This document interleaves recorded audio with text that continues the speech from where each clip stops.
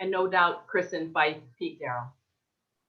Love for the word and love for Bob Hart, a poet whose artistic life inspired the cover and title of this anthology. A little later in the program, Bruce Weber will read his essay about Bob, and we'll also hear Joanne Pagano Weber read one of his poems. So let me simply read a little bit of the introduction before we get started.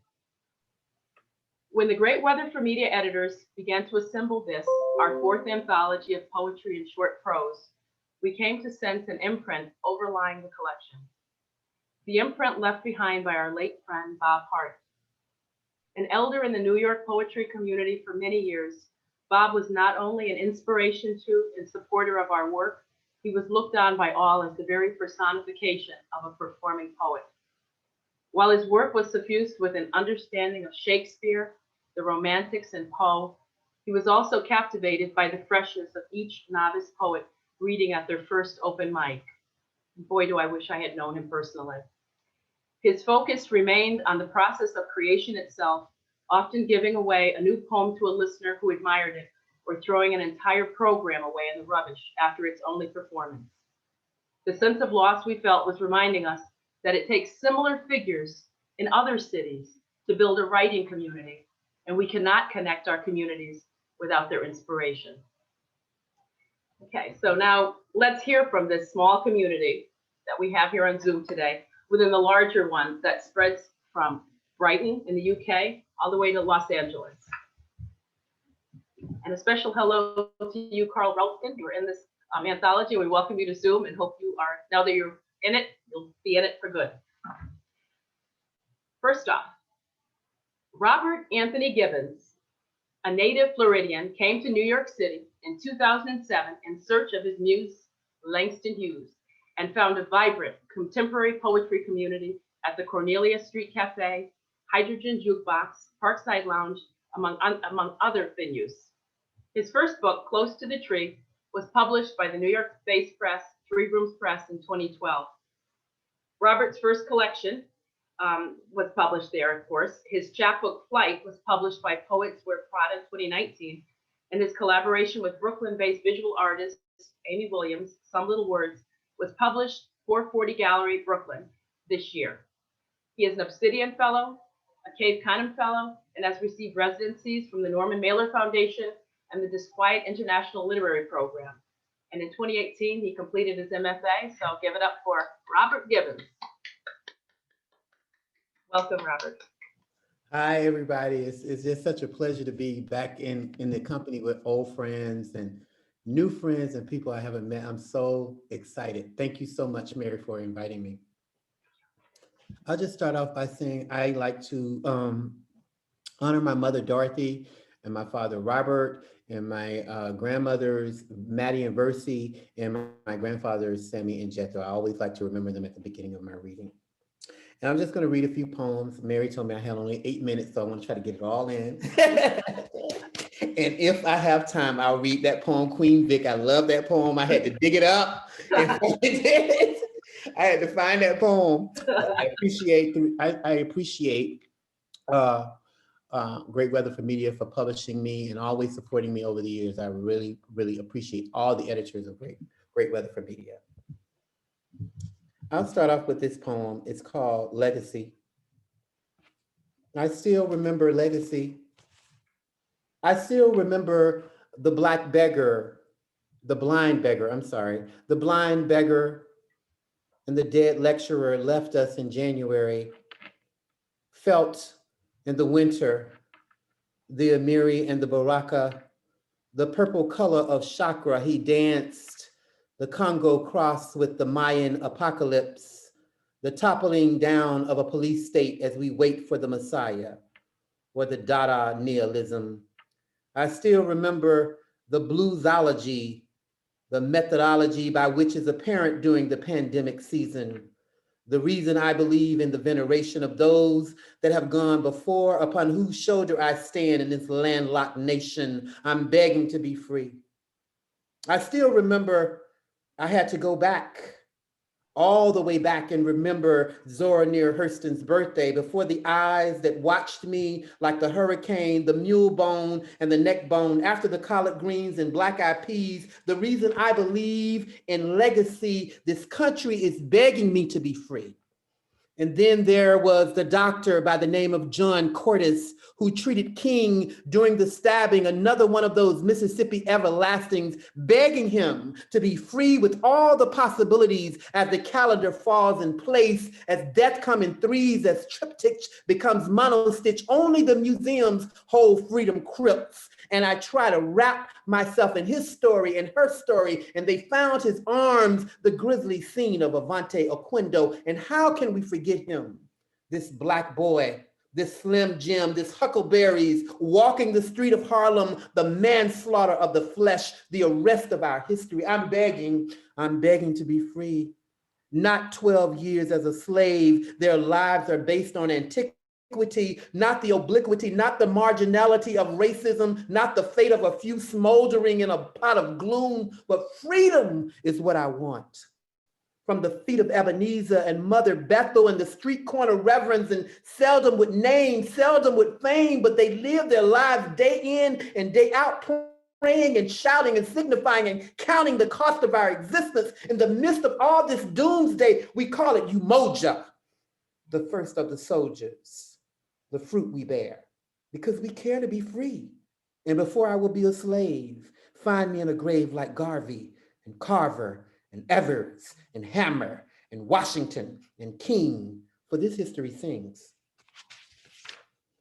My soul has grown deep like rivers. It is the last day of the pandemic, and I'm still trying to catch up. I still have to say that I haven't forgotten to say I tried my best to write every day. And it's so funny how difficult it has gotten on this last day. So I speak spirit. I speak from the depth of my kuamba. I speak from the underground, from the people that made it possible and impossible for me this year, for the people so satisfied with the trivial and the menial, with the fame and the superficial. Speak to the self-involved, and rarely did I see success. Rarely did I put forth my best, piecing together a living so that I can keep my hair and my nail appointment, but I failed to speak to my consciousness about last night, the monthly staff meeting in a circle, destroying people's lives and chants and graphs and documenting a history that will never make a difference anyway, will not be bound by your paperwork. It makes me ache to see your color-coded clipboards of old school killing trees like climate change. And how do we dispel waste when we do not know good taste? Had enough of your experience, and certainly it will not elevate my resume. And this is not personal. It's just a dress rehearsal of what not to do. I had enough of you, old year, old school, old time. There are no sweet libanes in all of it. No tax shelters and annuities were granted. So I outlasted the backlash of being bored to death, and the rest will be history. And I can say, speak to me, Spirit. Tell me that change will come, and I will never be your slave. And if I do not have to be, so it will end on this cold day, the last day of the pandemic. Spirit, I want some sweet tea, the kind that they would serve after church, the kind that Southern mother made, full of prayer. And how many ancestors have crossed the river? And if he is born in February, his mark is statuary, like layers of frost, touches of everlasting. And you came to me on the first day of Langston, the angst and my muse. I use me like a beat up history book. I have the folk tales of Zora, the sail of Fortune, the voice of Fannie Lou, the hammer of Weary Blue. I have the patchwork of Aunt G that creates this autonomy. See my new angle on Don Barr's jangled tom, just short enough, just sweet enough to remember the ancestors and the predecessors, the progenitors and the liberators, the warriors and the toilers. I have not forgotten about the ground. Hog up this calendar. I still wonder, I dug up this fresh clay earth and civil rights red in the high noon of the day. In my soul, I remember the leap years. the fear of Harriet carrying a gun. So race me through the celery fields, through the sugar shack and cotton white. I see 365 days, the tides of living as a free man of color. Give me butternut brown with color chocolate chips and glows of sandy, this Alabama red. I want some Mississippi Delta and charcoal, Smoky Mountain, this fool's goal. I went to the river after serving my time. I come back alive.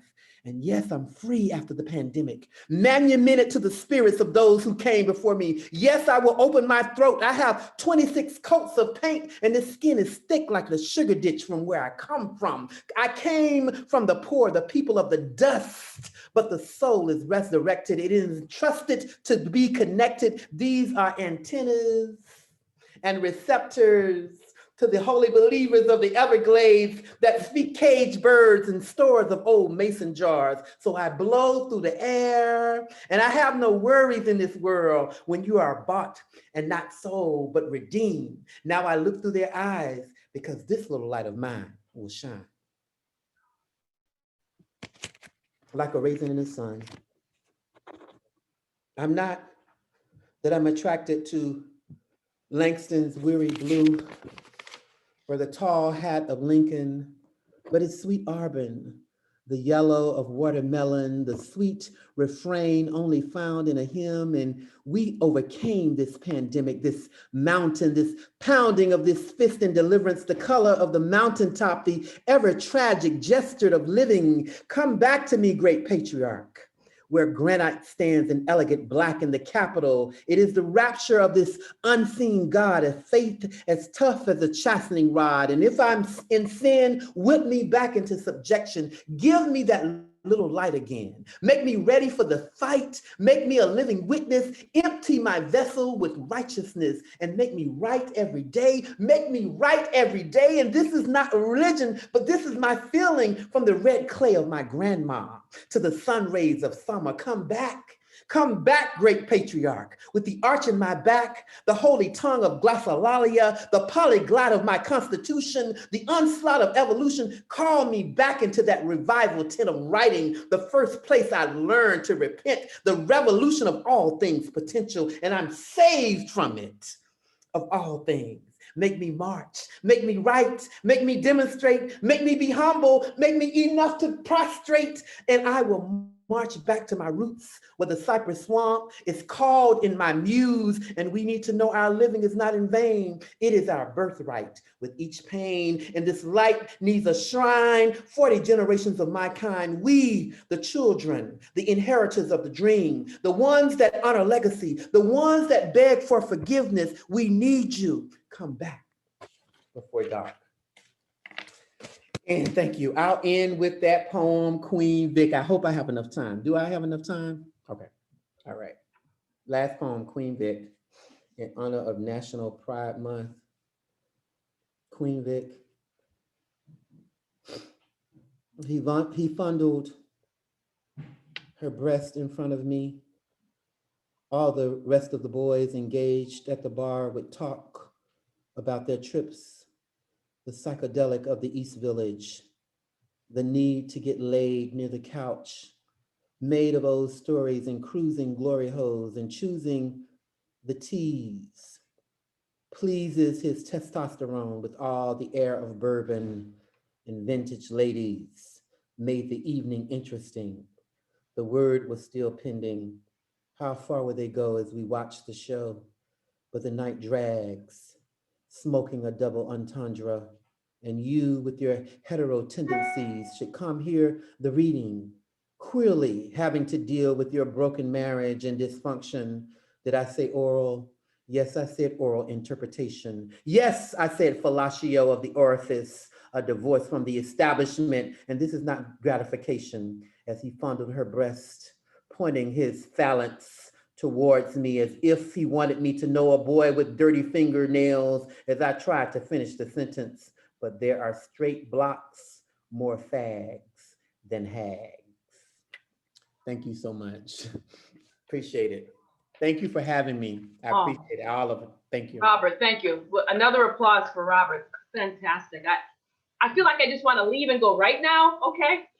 So, but I guess we got some folks to continue to read. It's going to be quite an afternoon. I feel it. Next up from Brighton, UK, we have Rebecca Audra Smith. She, her, is a queer feminist poet hailing from Manchester, living in Brighton. She writes intimate, domestic space poetry and is co-author of Lustful Feminist Killjoys, published by Flapjack Press. She is currently collaborating on a workshop series, Queer Desire, with genderqueer poet Dan Jobin. Welcome, Becca. Thank you. Amazing. Thank you. It's funny hearing the introduction and then looking at my first poem and thinking, yeah, this is literally intimate domestic space. I describe myself correctly. Okay. So this first poem is about leaving a house. It was a big gay house we had in Manchester, so we filled it with rainbows. And yeah, this is called Leaving Lloyd Wright Avenue. I'm thinking about the last time the house was left, the last shower scrub, reaching to bleach each edge, bending where once I scoured my flesh, the plug draining water and sweat, the chip in the bath that'll cost us 50 quid. How quickly I'll forget these costs. Remember the best. Our gathered legs like bowling pins as we shared a smoke, us a trio with a single cigarette. Tonight, my lover leaves the house to touch tongues with strangers, the frill of new arms, new mouths. She kisses like a raspberry's sweet wet, her lips big and soft and slow, her breath numinous. I know the girl that she loved next. I fucked with her a few years ago and now follow her on Insta. I like her posts. The small heart floods with colour on my click. The fridge has defrosted and we've left. I mopped up the icy water as it lost grip. Its dirty swirl in the bucket's heft. Last time I swept, the Insta post I clicked, the shower's edge, the bath floor's chip, the women she will kiss. I'm thinking about the last time this house was left. And that was Lloyd Wright Avenue, Memories. And then I was away journeying, and then it was lockdown and I came back and we went to London. This is a short poem about London. Something about the summer of this London night makes me want to eat. It's been a journey of what you can deny yourself, a nunnery you didn't want to enter. You are compliant to the summer of your own destruction. Summer shakes its tail feathers at you like a mythical creature. Who knew winter could be so long and so attentive, torturing every body part, giving your lungs a shakedown with Baltic winds, weak sun behind strong cloud, an endless walk without ever finding the peace of the true forest, circling London's top parks like frisbees let loose, parakeets' noise making temporary houses in the air. So that was the lockdown summer where London was kind of strange and consuming, eating the nights with consuming goods. The next few I wanted to read on the theme of butchness. So my friend challenged me to write some poems on the theme of butch, of masculine presenting, butchness, and this was something that I wrote about through writing about some of my relationships. So this first one is about motorbikes, classic butch symbol, and then the others are kind of other explanations. So we start with Shirley. Your greatest love was Shirley. You named Shirley after the wife of the mechanic, in tribute to her, this small fortress of wheels, of grease and engine, as yellow as a butterfly. Shirley, the motorbike, was born to ride. Surely you are my greatest love, and she yours. Throbbing tires and acres of dust. I will give you the dust under my nails, in my throat and bed and footsore tread. Trust this act of balance or break a leg. My weight tight in your arms, my weight pillion, staggering bow-legged and wind-swept, scraped of all thought at the petrol pump. The week I loved you hard, the world hated you harder. 3 times that week, men touched you, stopped you, shouted. Your breasts became strangers to you when he twitched up, pushed them against your body like they were proof. That's how it went when you stepped out and people couldn't determine your gender from the pack we're dealt. They flipped you over, king, queen, joker, till on arriving at your eyes, they stared you out. On the bus, the boys spat at your feet like wine tasters, spitting into chalices they don't deem to sip from. I think they loved you too and couldn't know it, or did, and shamed themselves, their skulls shining like bulbs. I think this is the last one on the theme of butchness, and this is about a trend of queer people living in boats, on canal boats. London's great for canals, and it seems like at one point every queer person I met was thinking about living in a boat on a canal. And so I wrote this poem for someone who'd recently brought a boat, and it's called The Water Has a Body. Cutting into land and reflecting sky like an 18th century mirror, depths and shallows with edges soft and muddy, with a gaze wavering and puckered skin. Surrounded by its shine, you are at peace. Your butchness cuts into your world like a knife trimming a meat of fat, left with the chew of people's distaste, confusion, hate. You come here, where the water holds the moon, its cradled surface clouding the brusque. You lower yourself into the hull of the boat, wrapped in your own arms and lulled by the smell of instant coffee and damp wood. The water, wind-chapped and sharp as lemon, curdling and waiting in its reach. We are drops of sweat, our bodies expel and rock, and this water has a body. Okay, and this one is about living in Brighton and going running next to the sea, and yes, watching too much David Attenborough. There's the smell of chalk and the swing of the sea in the background. You jog and the pavement bounces your breath up through your heels till you stop, gasping. The night is coming and the wind just off the Antarctic has delivered itself fresh into your lung capacity, freezing. The seagulls caw at the sky like clawing cats and are as restless as my fingers on the phone scrolling, trying to find that one stop and linger post, and eventually it happens and I'm buying. The moment flows, the money goes from a multitude of keyboard tapping, desk watching, screen praying. I translate in cosmetic energy, index finger moves, and I'm purchasing. A jumbo combo coat to keep the wind from my skin like a parent's berating. The weather delivering itself of warning after warning and the sea warming. And this is my last poem, short poem about, I thought I'd end on summer. Finally got some sun in the UK, thank God. Okay, this is my last piece. The moor burnt, and I brought cake mix from the big Asda, passing the woman who walks over the bridge in East Manchester. She complains about the smoke that got into her laundry, and I hope to complain in the same way. The disaster only touches my life, sniffed upwards and then bundled up into the basket, ready to run another wash through. Sure that I will wake to clean clothes and breakfast tea, and belief that most people want the small pleasures of a perfectly risen loaf and clean showers. I want to know that if I scratch the surface of your face, I'll find a good person, a child that walked the summer hot pavement streets with their shirts off.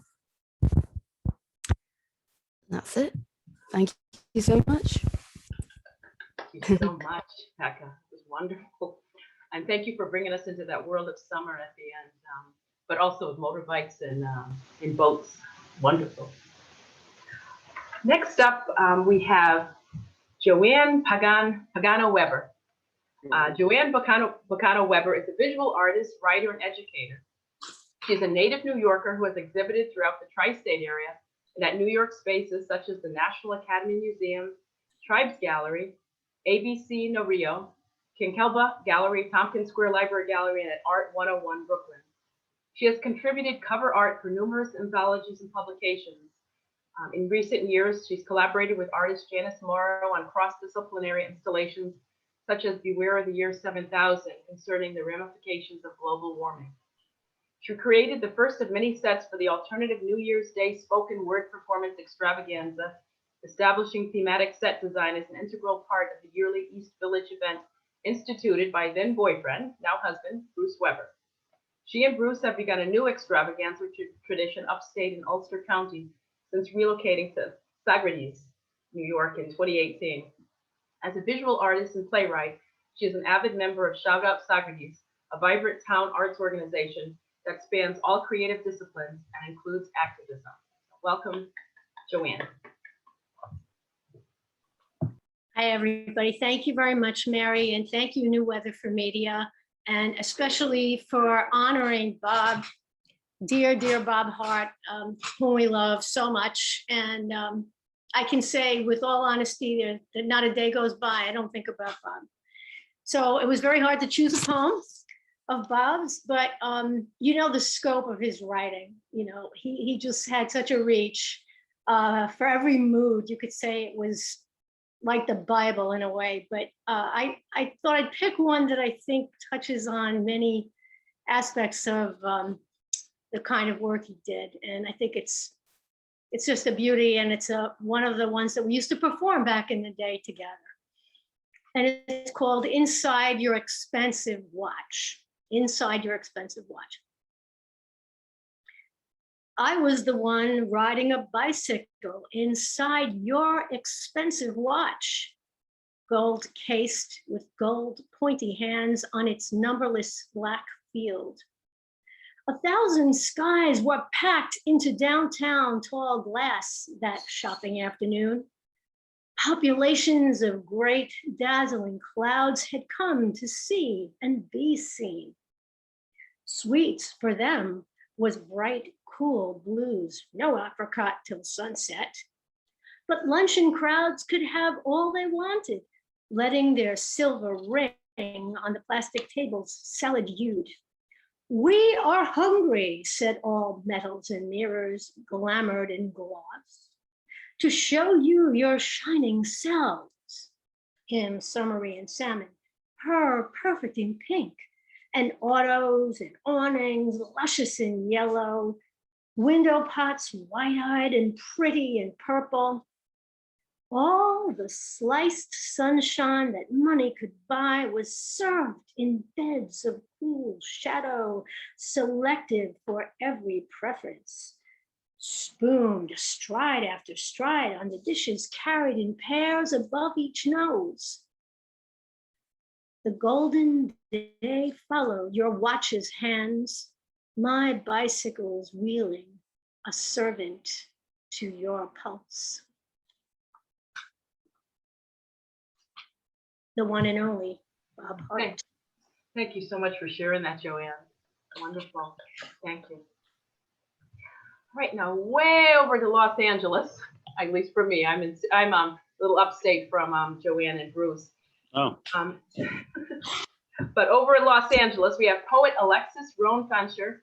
She is published in Best American Poetry, Rattle, Hobart, Verse Daily, Plume, Tinderbox, Cleaver, Dyad, the American Journal of Poetry, Nashville Review, Poetry East, Great Weather for Media, and elsewhere. She's authored 6 poetry collections, most recently Junkie Wife, and The Dead Kid Poems, that was by Moontide Press and Kiso Flash Press. Erotica, New and Selected, NYQ Books, dropped in March 2021, and her photographs are featured worldwide, including the covers of Witness and the Pedestal magazine. A multiple Pushcart Prize and the Best of the Net nominee, Alexis is a poetry editor of Cultural Weekly. Please help me welcome her. Thank you. Welcome, Alexis. Oh, good. I'm off. Not on. Hi, Mary. It's a pleasure. Michael and who else have we here? We have Jane. I don't see George. But anyway, hello from sunny Los Angeles. And yes, this is my latest book, just out by New York Quarterly, back on the East Coast. And I have 6 poems. We'll see how well we do. This first one is called She Says Stalker, He Says Fan. And it starts with an epigraph by Rita Dove from Canary. If you can't be free, be a mystery. She's a singed torch song, a broken chord, the slip shadow between the superstar and the door. She's that long stretch of longing, riding shotgun from nowhere to LA, a bottle of Jack Daniels snug between her thighs, always some fresh loser behind the wheel. She's the Zippo in your darkness, a glimmer of goddess in your God-forsaken life. Her voice a rasp, a whiskey-tinged caress. She gets you and knows the words to all your songs. Follow her from dive bar to third-rate club, clapping too loudly, making sure she makes it home. She's as luckless in love as you are, star-crossed, the pair of you in your dreams. If only we could choose who we love.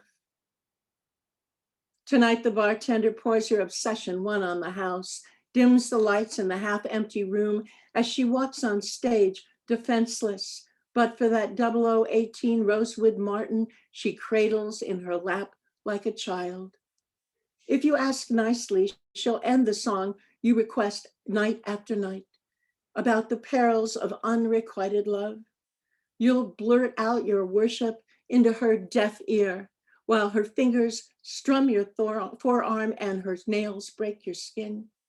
Give the lady whatever she wants, you'll tell the barkeep. Like that's even possible. Thank you. This one was in the 2015 Great Weather for Media collection before passing. It's a quirky poem, kind of like Great Weather's kind of quirky in a good way. It's called Accidental Lover. This is no accident. Feelings are involved, damn it, bodily injury, emotional distress. In the oncoming rhapsody of her headlights, you'll see your 6th birthday, the bumper cars. When you connect, your tape-looped head smashes against the windshield. Don't be surprised when the paramedics pull the sheet over your face. Your sweet mama's ghost will shine a light. Aim for the high beams, the blind side, focus on her final release. Revel in the impact, the moment of truth, the hard, fast pleasure in shifting down.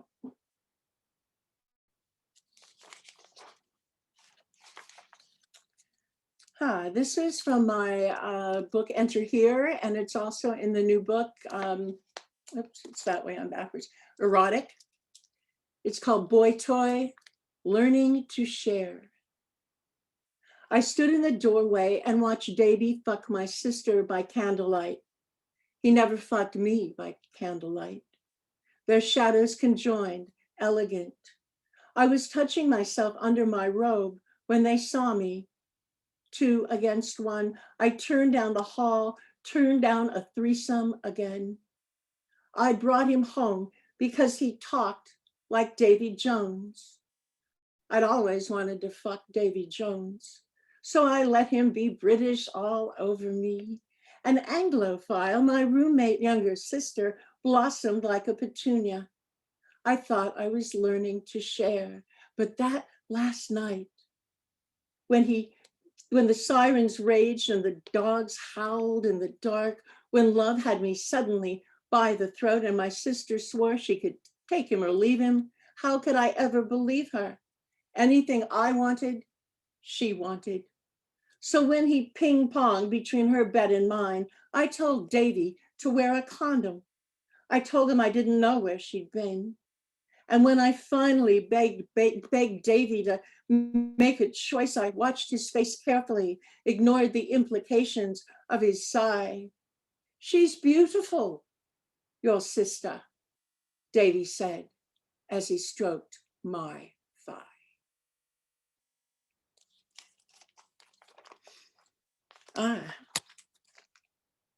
Cousin Elaine from Chicago and I are naked.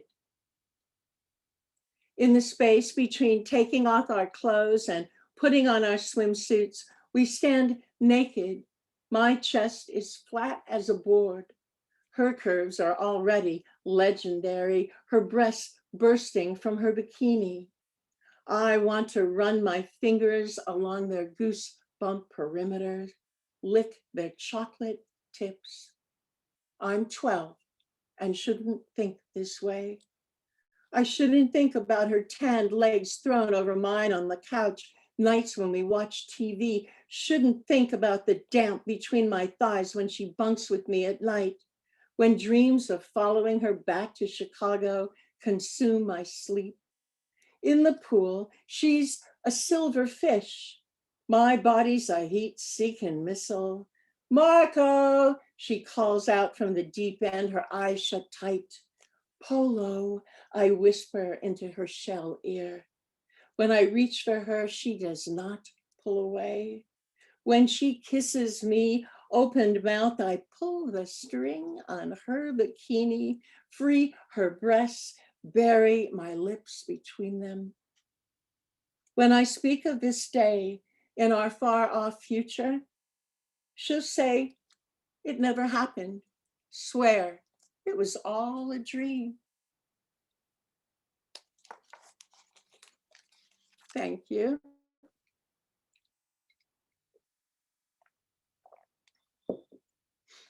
This is called Power Play. When my lover tells me I cannot say no and I protest, she parts my legs, says, yes, baby, yes. I do what I'm told. No becomes a foreign country. I take it as permission, open season. So when the waiter asks if there'll be anything else, I peruse his menu. I'm stuffed, but I say yes, cram my mouth with macaroons and chocolate. And when the Lyft driver seduces me in the rear view, eyes me like prey, asks, may I kiss you? I say yes.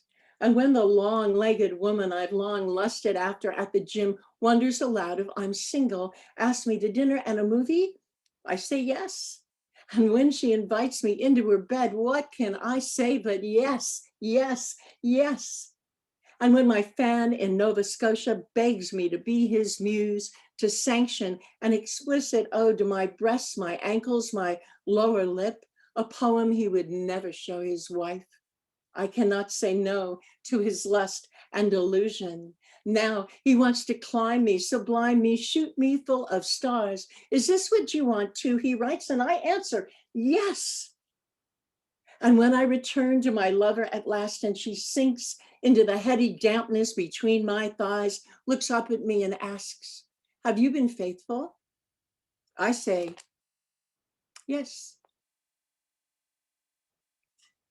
That's it, sorry.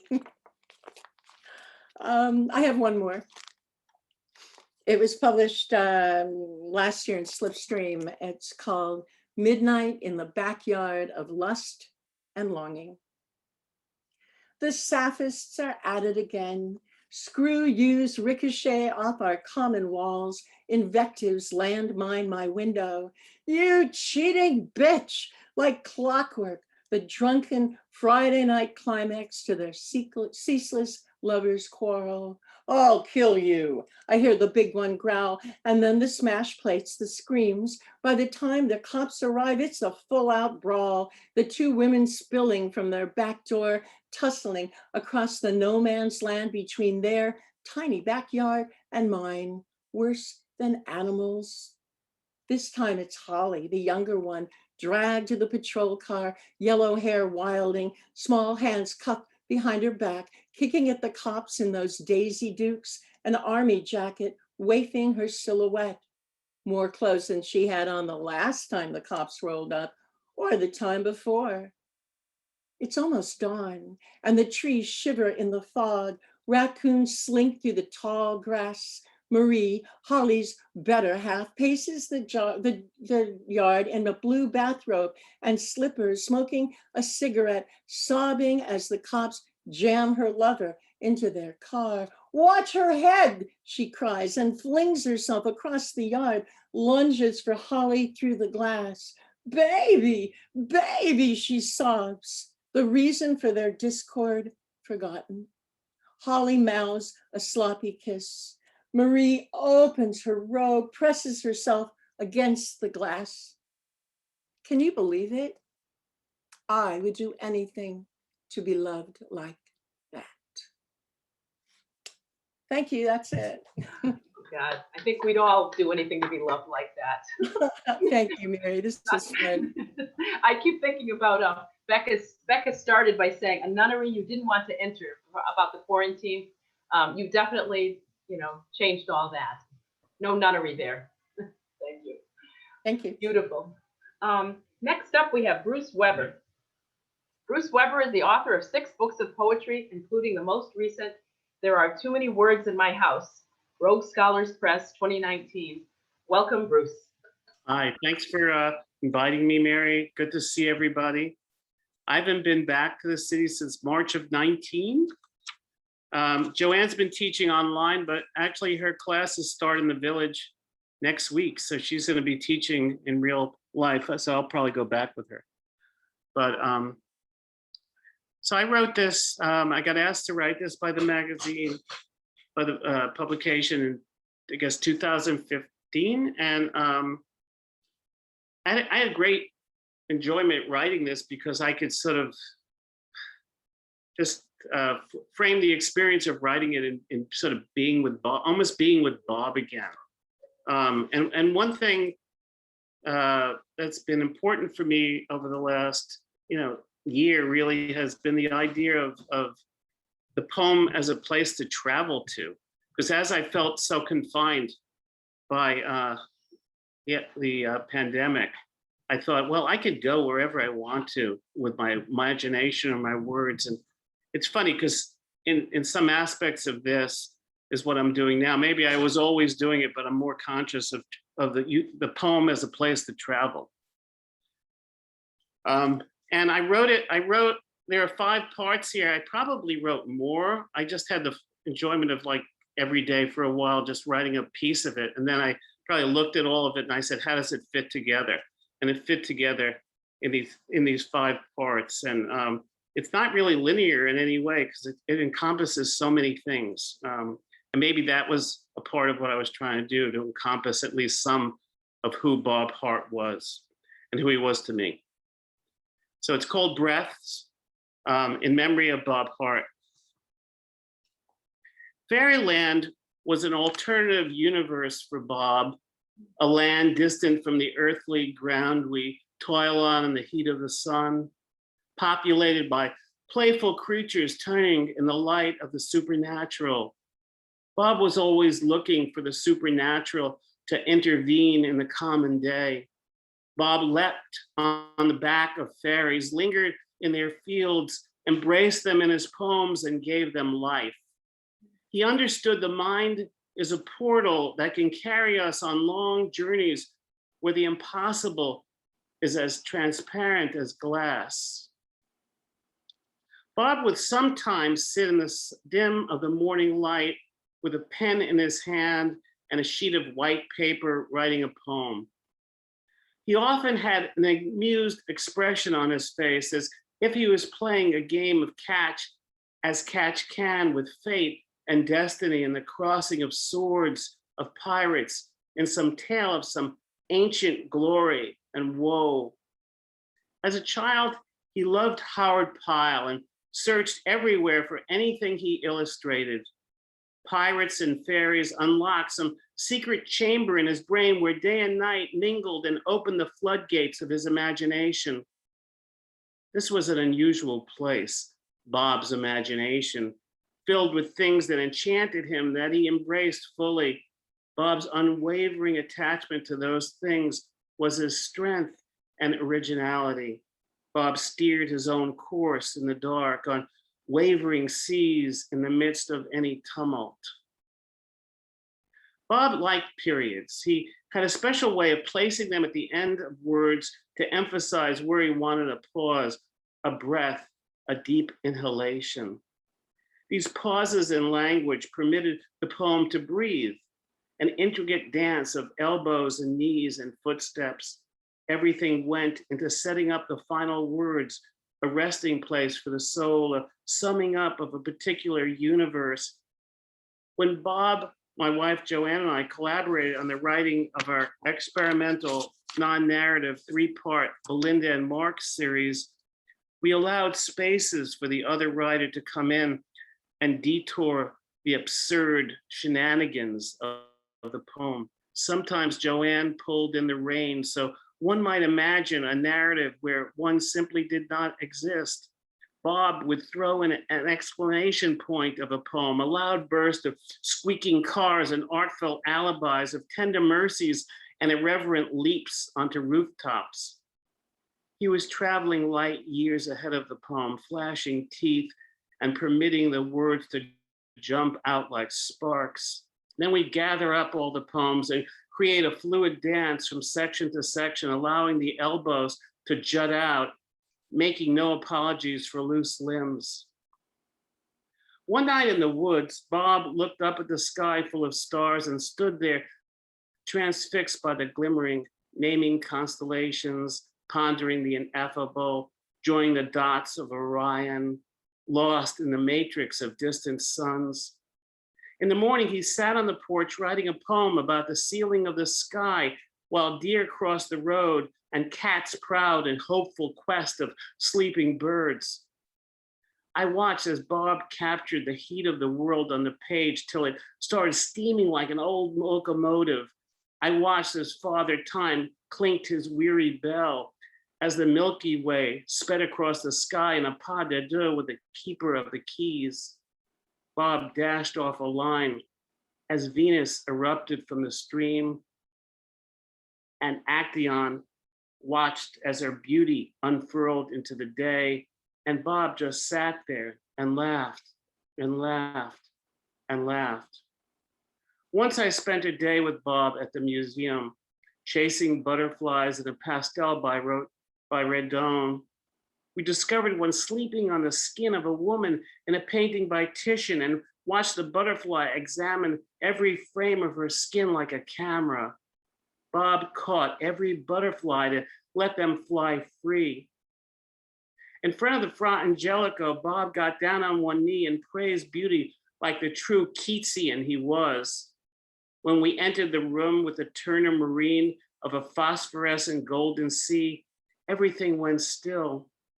It was as if the moon had entered the room through a side entrance and the sky was filled with the melodious sound of a whippoorwill. Later that afternoon, Bob took out a pair of white leather gloves and performed magic tricks in front of the Duchamp.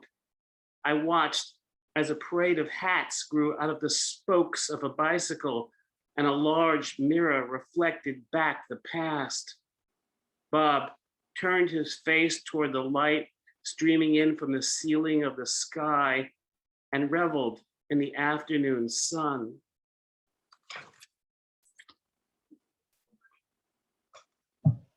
Thank you, Bruce, for sharing that piece. Okay, next up is Nkosi Nkululeko, a 2017 Poets House and 2018 Salt and Stall Foundation of the Arts Fellows. Nkosi is the winner of Michigan Quarterly Review's Page Davidson Clayton Prize for Emerging Poets. That was in 2018. His poetry and prose can be found in journals such as Callaloo, Tripwire number 17, Dyad, Poetry Journal, The Offing, Plowshares, and he is anthologized in the Best American Poetry 2018 and Furious Flower, Seeding the Future of African American Poetry. Nkosi is a poetry, chess, and music instructor from Harlem. Welcome, Nkosi.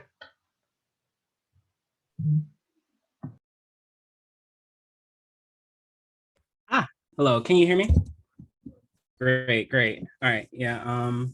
Thank you for having me. I'm very excited to be on this roster of poets and to share my work. It's been a minute since this anthology before passing, and I remember it from being one of the first anthologies I was ever published in. So I was like, always really excited whenever I see it, and I'm seeing it every day. So.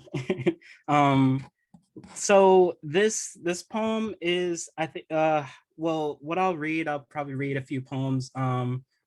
This poem isn't in a specific form, or at least I know of, but for me, it kind of had some resemblance to the Haibun a little bit, the poem that I have in Before Passing, that time of the year. So it's in 3 sections. Again, not in a particular form, but it's kind of like sort of saying that for the following works, the works that I read after. That time of the year. 1. It was that time of the year again. The leaves bronzed, became copper fields hitched to webs of branches. Wind whistled through the blades of grass, made their seasonal withering tolerable in its company. The nights extended, day's breath limited, a season to which all the dead things gather and wait and wait and wait. It is fall. My mother likes to dally up loose specks of dust dancing along the floors before the season, 2. It is fall. My mother likes to dally up loose specks of dust dancing along the floors before the season hops off this dance floor. Mama's radio smolders the air with static, reminds her of her own being at times. A dismembered energy yearning to be deciphered. The day's singer, Whitney Houston. Mother cleans the abode as a sung lyric foretells a woman's plight, how unseen she becomes as calendars shapeshift forward, as she searches for a renewed self. And who knew you could re-find the self in corners of dust? Only she who knows wreckage to always be home for the most marvelous of things. The next day, we clean once again. Mother taught to make a home worth inhabiting. Years later, a friend of mine commits suicide without even cleaning her room. I thought of that as a way of forbidding others to inhabit where she's already been. Make a home worth inhabiting.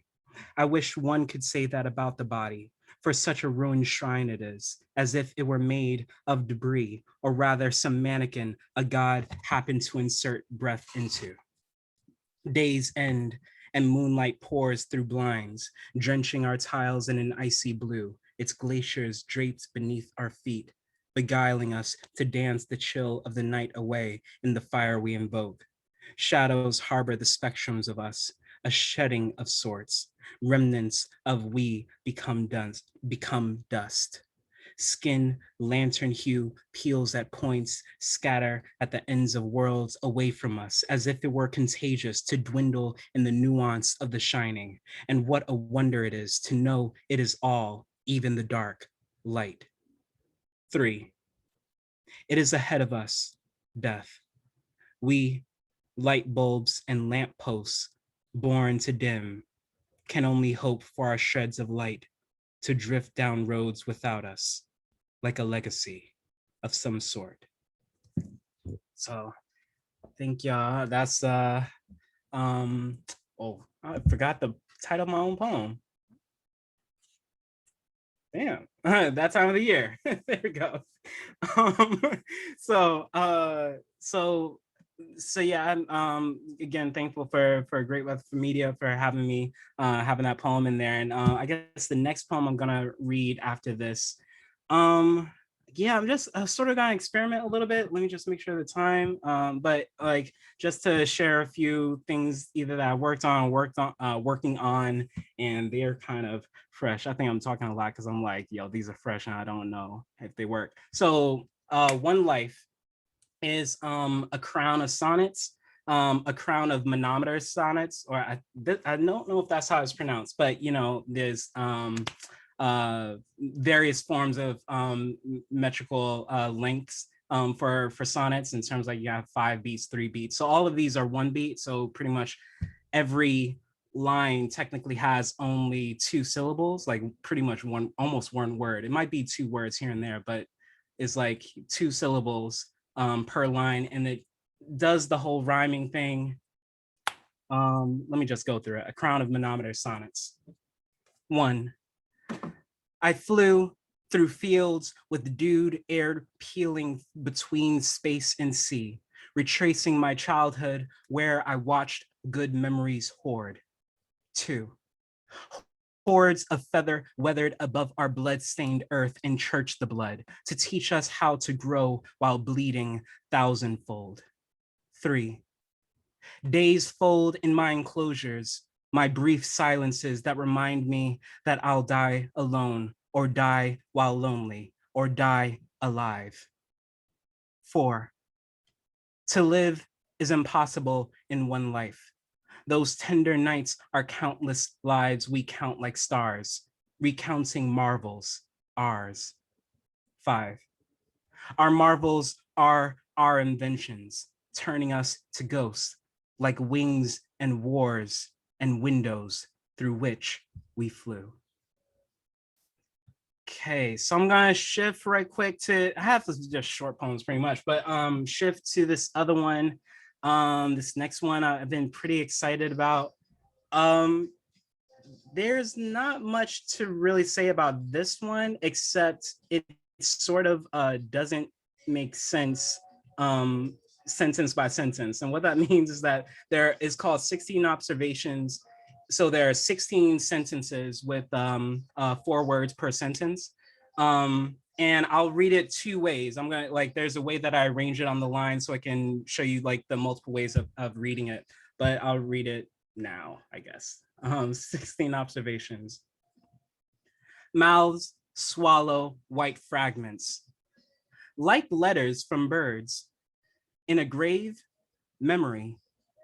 My body's last mechanics. Fail my first instinct. My night's erotic will. Name me a hunter. Of vanities, I'm abundant. With pleasure, I conceal. My complications with denial. Inside the mind's scaffold. What is the mouth? Without desire, I'm transcending. My fantasies' desperate afternoons. Open the flooding mouth. Fragments that love letters. Okay, so here's the second way of actually reading it. Mouths swallow white fragments like letters from birds in a grave. Memory, my body's last mechanics fail my first instinct. My night's erotic will. Erotic will name me a hunter of vanities. I'm abundant with pleasure. I conceal my complications with denial. Inside the mind's scaffold, what is the mouth without desire?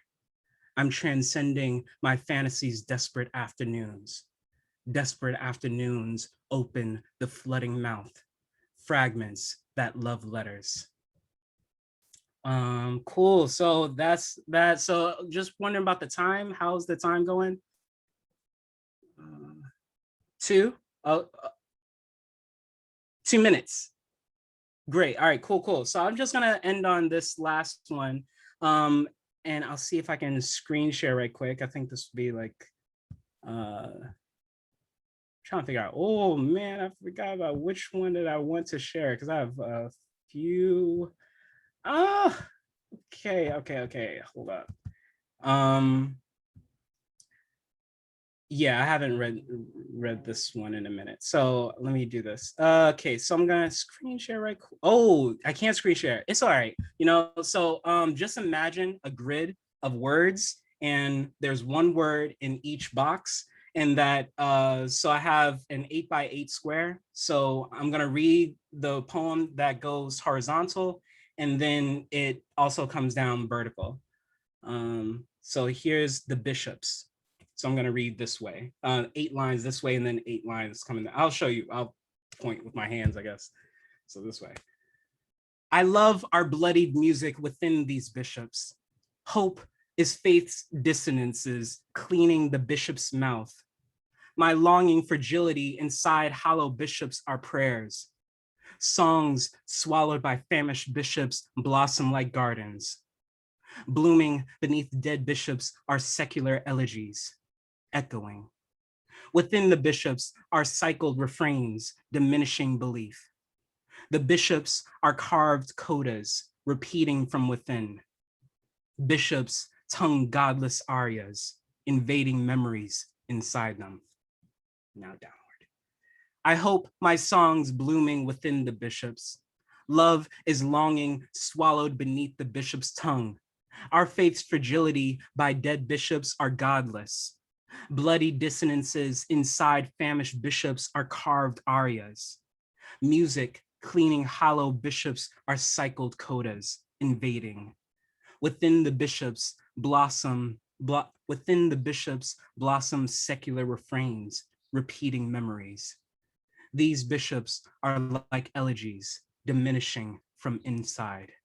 Bishops mouth prayers, gardens echoing belief within them. All right, thank y'all. Thank you, Nkosi. Nice. Thanks for sharing the new work too. We all love new work. Thank you. Appreciate that. Oh, I lost my. Next up, we've got Meagan Brothers. Meagan is the author of 3 novels for young adults. Her most recent, Weird Girl and What's His Name, published by Three Rooms Press, was named one of Kirkus Review's best teen books of 2015. Her poetry has appeared in Post Blank magazine, as well as the anthologies Persian Sugar and English Tea, Before Passing, The Other Side of Violet, and in the Dada journal Maintenant. Meagan has also been variously a musician, a record store clerk, and an adjunct professor of creative writing at Manhattanville College in Purchase, New York. A native Carolinian, she currently lives and works in New York City. Welcome, Meagan. Hi, everybody. Hello. It's so good to see you guys, even virtually. And I'm so happy to be here for this book. This is Before Passing. For those of you watching from home, you can still buy this at your local, maybe not your local bookseller, but I think, you know, Amazon and all the usual suspects. So definitely get a copy. It was really great to pull this off the shelf and read so many great pieces. And it's great to hear you guys. I can't wait till we're doing this live again, but it's so cool that people can come in from different locations around the globe. Anyway, so I'm going to read the poem that's in the book, and then I'll read something else. And we'll do that. So, all right. Man, yeah, and I haven't, it's been so long since I've even looked at this. It's so crazy. It's like, oh yeah, that poem. Like, I remember that. Anyway, this is a blast from the past. And it came from a science fiction story I was trying to write that failed badly, so I turned it into a poem. Anyways, so let that be a lesson unto you, kids. If your thing isn't working, do something else with it or whatever. It's like leftovers, just make it into a casserole. There you go. It's called All Your Trips to Saturn Have Been Tainted by Your Naivete and Bad Luck. You would like for a girl who looks like winter to kiss you in public outside the expensive hotel. You would like to astound bystanders with the tremendous volume of your love. You would not like to hide with her in apathetic gated gardens or scratch her name into your school desk with a paper clip. You would like to be a professional. You would like to not fuck up the mission. You would like to have plenty of money and a name so that when she calls it, it clicks right against her tongue. It moves the rings and spheres. It is the second half of hers. It is tattooed on her corners. It is the murmur of her dreams and the watchword printed on every piece of confetti that falls from the sky in your triumphant parade. You would like to have a name that declares in its saying that you were victorious, that you won the princess and the prize. You would like to have a name that snaps like a snare when she says it, unlocking something vast, so vast that you trip home in light speed, arranged in joy, forgiving everyone. Thank you. So super weird to just be like reading in my house with no sound. Okay. But I see the snaps. It's all good. I wanted to read the second poem I wanted to read is a tribute to Bob Hart that I wrote back in the day, that I pulled out for this occasion, since we're thinking of Bob and have him on our minds. And for those of you who are watching this, who never had the opportunity to meet Bob or hear him read, you know, believe me when I tell you, he was a really, not only a great poet, but just a special human being, and just one of those people you're just glad that they were on the planet at the same time you were, to know them. And he had such a great influence on me. It was always so encouraging, even though his names for me were the Kid and the Twerp. That was what he liked to call me. But my main memory was, I'll just keep this quick too. But it was back when the Pink Pony readings were at the Pink Pony on Ludlow Street. And I'd been going there a few times, and I knew Jackie and had been going, and she was very encouraging. The great Jackie Sheeler also. But you know, I hadn't really like met people that much or clicked with people. And, you know, I was kind of just showing up, but I wasn't really like friends with people, didn't know anybody. And there was one night where things were going really long, and everybody was reading really long poems, or reading like 5 poems and trying to cram it into the 3 minutes and all this stuff. And Jackie kept saying, like, please guys, like, keep it short, we're running out of time. And like nobody was doing it, nobody was going short. And I had a poem that was like 6 lines long. So I just got up on stage and like read the 6-line poem and just like was out. And it was like, I heard Bob laugh, like when I just walked off the stage, and that like that was the night that it was like, okay, like now people like talk to me, like now I'm in. And after that, people like, you know, invited me to come to dinner afterwards and things like that. And it was like Bob saying like, oh, okay, like she's got a sense of humor, like she gets it, okay. But it took Bob like laughing out loud. I always feel like that was the chime, that was like the doorbell, that suddenly I felt welcomed. And that's one of many, many Bob stories, but he was like that. He was just welcoming to young poets. And you know, and then everybody also was welcoming too. I don't mean to like say that people weren't. Now everybody's going to be mad at me. I'll never get invited to do a poetry reading again. I've just screwed myself. I get it. I'm sorry. But anyway, you get what I'm saying. Bob was great. And so here's my poem to Bob. It's called When You Plant Sunflowers. All the dirty places are getting squeaked clean, disappearing. All the places you could have sang, bare-assed naked, the walls held together with paste. They're going to put something unfortunate and shiny here. When you plant sunflowers, do it in a dirt patch. Bring them to the living. Bring them to the window, son. Bring them to this hastily pasted place. Bring them to the dark so we can see. Build the banks if you have to, but save one dirty place for the sunflowers. Pick the side of the street you want. Pick the side of the sky. You'll need these someday. When you look off into the nighttime and see the endless west, or maybe you won't. Maybe you'll dance away from dirt and things the living have arranged. You'll disappear from all kindness, from all plans of beauty. Maybe this is all you'll want at the end. None of the words or dances or plagues from this punk-scratched place. A beam of opera interrupts. We remember you, the sun in bloom. And what if this is all you'll want in the end? To stare disappearing into that blue, endless sky. That's it. Thank you guys so much for having me. Thank you, Mary. Thank you, Great Weather for Media. Thank you. Got me off guard there, Meagan. That was beautiful. Thank you so much. And I appreciate your story. It's like with every story, those of us who didn't know Bob get to know him, and I really do appreciate that. And I'm sure younger poets listening to you and telling them to make casserole is like great advice. So thank you. Next up, we have a blank page. No, I found it. Author of Crossing Pleasure Avenue, Karen Hildebrand's poetry has appeared in many journals, several Great Weather for Media anthologies, and was adapted for a play that was produced in New York City in 2013. She's currently in her final semester of the Warren Wilson MFA program for writers and lives in Brooklyn. And please welcome Karen Hildebrand. Thank you so much, Mary. Hey, Meagan. I was thinking of sunflowers too today when I chose this poem to start out. Biography of a Sunflower. Lanky and awkward, late bloomer of the season. In the Hudson Valley, there is a massive field of nothing but.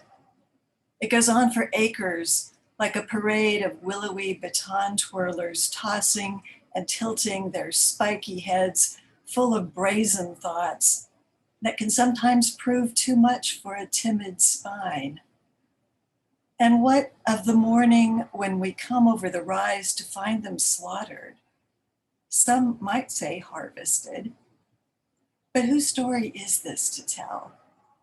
Are we sorry or celebrating when we bring out the vases at the end of the summer?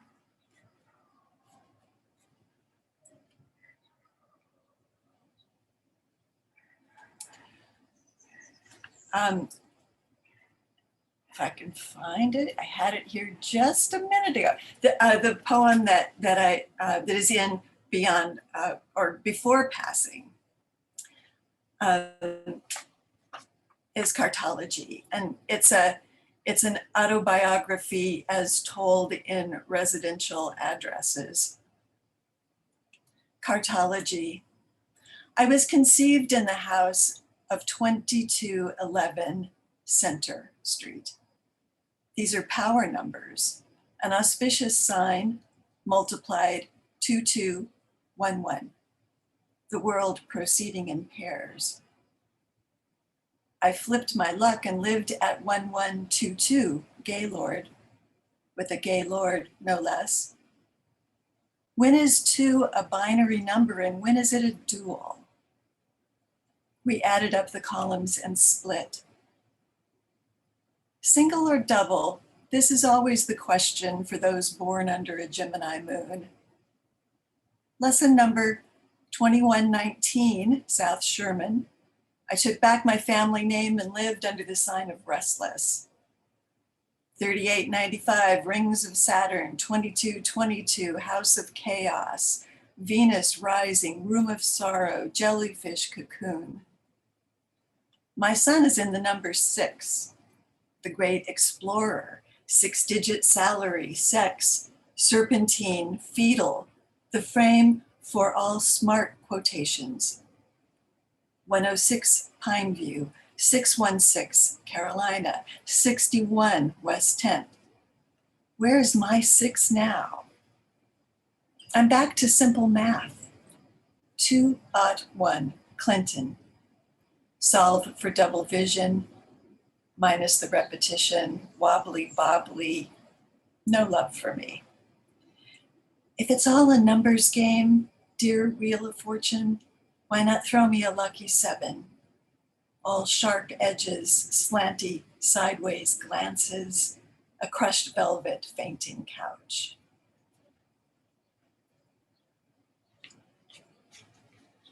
I also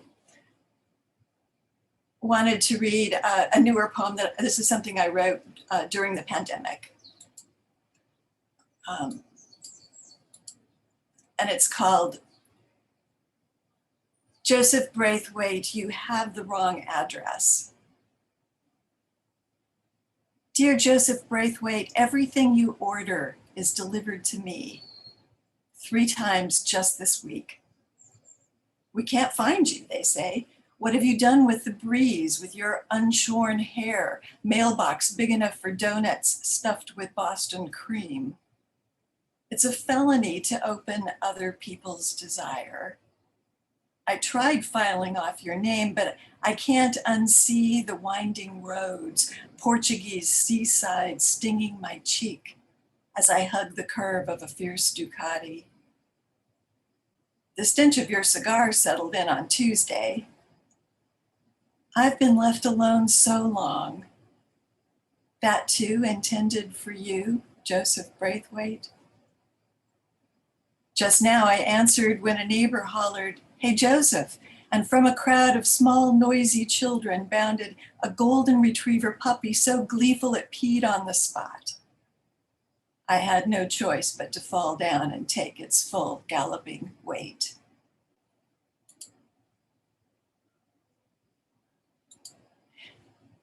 And then Bruce, It was so great that you read your essay, which, you know, brought back the essence of Bob and his eccentric ways. And Joanne, you brought his voice into the room. I could, you know, I could hear his cadence. It was like he was speaking. I didn't write this poem for Bob, but I think it's appropriate as a tribute. He was a good dancer. So I wanted to read this, Tango. And this will be my last poem. Tango, sparks like a match, the tier upon tier of golden fringe she wears when she shimmies her hips. It stands on end, flying all its flags at once. Dark as a corner, his approach itches between her shoulders. Just lean in, bourbon voice to her ear. Her spike heel skims his trouser leg, quick cross step back, nipping ankles, what a tease, twist and spar, whips around, duck slide, fade, she drips down his torso, each pore headed back to its seat, wound pulsing. Thank you. Thank you. Thanks, and thank you, Mary, for asking me. Oh, thank you. Thank you. Thank you. Drips down his torso. I'm just sort of stuck on that image for a second. Well, thank you all very much. We had one more reader today, Christopher Greggs, and I know he was on the road and he's not able to make it, apparently. So I've been asked to read his poem, unless you are out there, Christopher. Hello? Hello? All right. So it's my pleasure to read the final poem from Before Passing. And it's called Harlem, USA, Christopher J. Greggs. In the forgotten silence of the East, the slums hum from their street corners, a Lexington prayer for the whales in our beds. At the franchise chicken box on 125th Street in St. Nicholas, a starving God sells us to a slave painting and opens our door. Do not lose your thread. The world is full of people, he warns. In the summer, we commit to the philosophy of strolling past the drummers in front of the Adam Clayton Powell State Building, where Father Heron sings from vendor tables at Grandma's hands. My brother's a junkie, said he ain't got no job, he adds. In my room, I read, and the silent phone does not hurt as much. I dream of women with no faces, their asses on their shoulders, and Coltrane winds that strike the harpsichord, a gypsy move and flow over the upward taps on God's floor, while the school children walk on eyelids to watch the bums age to glorious bone in the cut of Broadway and the projects of Moreland Place. Thank you very much. Sorry you couldn't be with us, Christopher. All right, before we leave, I want to once again thank everybody. You've really entertained us today. You've entertained us, you've inspired us, you've brought us Bob, who many of us may not have known about or may not have met. And you, to me, mostly, you've shown me that the quarantine was awful. Yeah, we're not going to change that, but it sure created some amazing work. Your work has just really blown me away today. I totally enjoyed it. I'm sure from the comments you've seen the same thing. You've really shown us as writers what is possible with language and what we can do. I really, really can't thank you enough for agreeing to read today.